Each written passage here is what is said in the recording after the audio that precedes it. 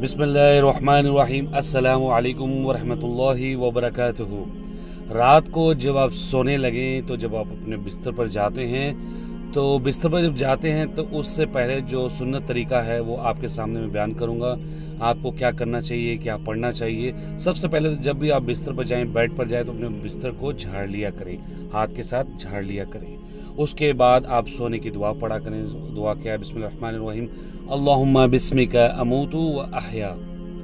اس کے بعد آپ ایک دفعہ آیت الکرسی پڑھیں گے۔ جو ایک دفعہ آیت الکرسی پڑھے گا تو ایک فرشتہ اس کے لیے صبح تک اس کی حفاظت کے لیے آپ کے پاس کھڑا ہو جائے گا۔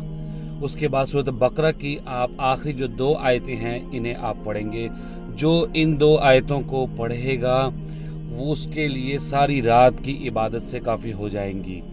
اس کے بعد آپ نے سورۃ اخلاص، سورۃ فلق اور سورۃ ناس، یہ